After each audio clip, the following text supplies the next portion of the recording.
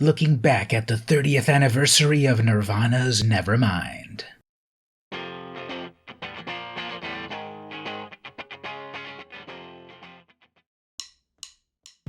Hey everyone, it's VM Campos, music fan, Nirvana fan. Now, I grew up in the 80s and the 90s, so I was there during the ascent of Nirvana. I was there as the albums came out and the music videos shook the world. I was there as the music of Nirvana defined a generation. And I was there for the tragic news I saw on MTV. Can you believe it's been 30 years since the debut of that seminal album? Let's take a look back by recounting the top 10 facts about Nirvana's Nevermind. Number 10. The Smells Like Teen Spirit single was actually released before the album, on September 10th, 1991. This was an attempt to create buzz for the brand new album from the upstart band. Their first album, of course, was Bleach, published in 1989. To further promote the album, Nirvana did a short tour before the official release of the album on September 24th, 1991, on the DGC label. It was released in vinyl, cassette, and CD. By January 1992, it was number 1 on the Billboard Top 200 charts and was selling 300,000 copies per week. And the album was so popular it bumped Michael Jackson out of the top spot. For one glorious moment, the king of pop was dethroned by the princes of grunge. Number 9. One of the most famous covers in music history is also one of the most controversial.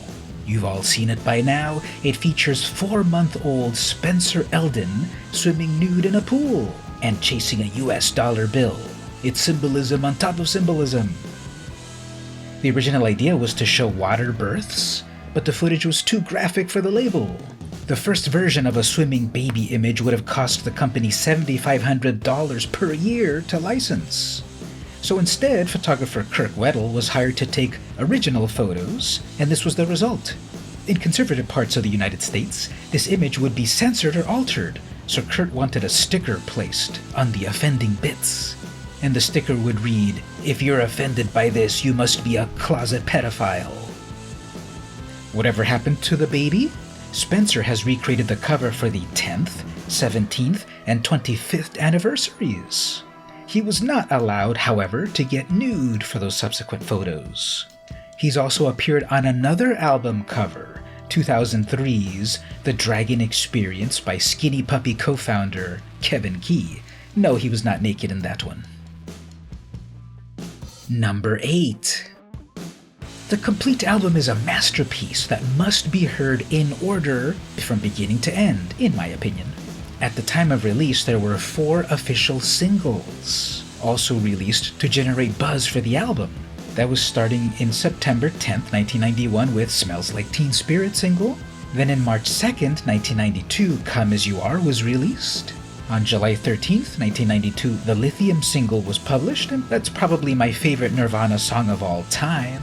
And lastly, in November 1992 is when In Bloom was released. By that time, Nirvana was the biggest band of all and was touring the world. An unofficial single, Here She Comes Now, was recorded and released just before the debut of Nevermind, as the band was getting ready to record their second album. This song was released as a split single, with Nirvana on one side and the Melvins playing Venus in Furs on the other. Back when side 1 and side 2 actually meant one side of the cassette or vinyl record. Nowadays, you don't flip over that MP3. Number 7. Who exactly played on the album? Common wisdom is that it was Kurt Cobain, Krist Novoselic, and Dave Grohl. This is partially true. Kurt sang vocals and played guitar, Krist played the bass and did the ironic intro for Territorial Pissings, which was his take on the Youngblood song, and Dave played drums with some backing vocals here and there. But what about that mesmerizing cello on Something in the Way? That was Kirk Canning, who also played in such bands as Trash Can School. For such a hardcore punk grunge album, it's quite moving to have cellos on a track, huh? Also, Chad Channing was uncredited for his cymbal playing on Polly. Chad was Nirvana's drummer before Dave Grohl joined the band, and Polly is the only remnant of his work on the album. It's kind of a music trope, but Nirvana falls into it too, in that they had a revolving cast of drummers. Number 6. To build buzz for the album, Nirvana started touring in August 1991, before the release of the album. They kicked it off on August 15th at the Roxy Theater in West Hollywood. They'd hop the pond and start a European tour that included Ireland, England, Germany, Belgium, and the Netherlands. While in England, they played the legendary Reading Festival. Back in the States, Nirvana played in my hometown of San Diego on October 24th, 1991, at Off the Record, a historic local record store. Rest in peace.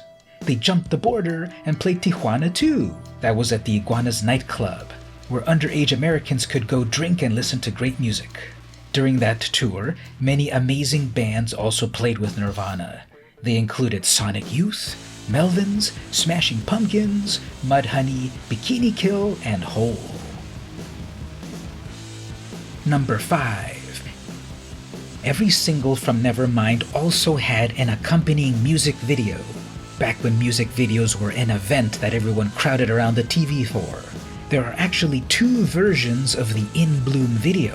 The first is from 1990, when they were still signed to Sub Pop Records, and features ex-drummer Chad Channing. That version of the song is also from the earlier, different recording. That one didn't make it onto Nevermind, and could be found in subsequent box sets.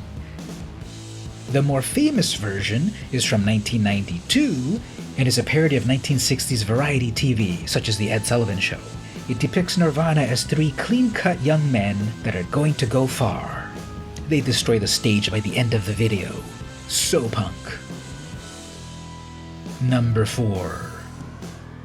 The Smells Like Teen Spirit video is one of the most famous songs of all time, with one of the most famous music videos of all time.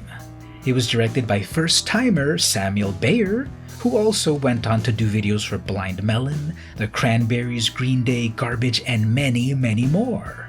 The video was filled with 18 to 25-year-olds who showed up at 11:30 a.m. for the recording and stayed all day until a real riot broke out at the end of the shoot, which is what you see in the video. Kurt didn't love all aspects of the video and made several changes, such as the famous shot of the principal tied up at the end. This video captured the angst of a generation. It defined Gen X. It defined music for the rest of the 90s and beyond. It is one of the most popular videos on YouTube, with 1.3 billion views and counting. How many times have you watched it? There are many different official versions of most songs on the album. For example, Smells Like Teen Spirit. The official version is 5 minutes and 1 second long. The CD single version, however, has 20 seconds cut off. It's really interesting to listen to them side by side and see what was removed. There are 2 official live versions, one from the Muddy Banks of the Wishkah, a compilation live album. That one's 4 minutes and 47 seconds long and was played here in San Diego at the annual Del Mar Fair, now known as the San Diego County Fair. There was the Live at Reading recording, 4 minutes 44 seconds long, with the crowd really loving it. There are 2 official studio versions, the Butch Vig mix from With the Lights Out, that was a compilation album from 2004, and the Devonshire mix from the 2011 Super Deluxe version. Speaking of alternate versions, my favorite are the alternate versions of Lithium. The original is burned into my soul, but the bass in Mix 6 is epic. Plus the distorted version in the Devonshire mix is amazing, and the solo acoustic version on With the Lights Out makes me cry. The Vaselines did a version that is a slow dirge that gives a fascinating perspective to the song. What's your favorite Nevermind cover song?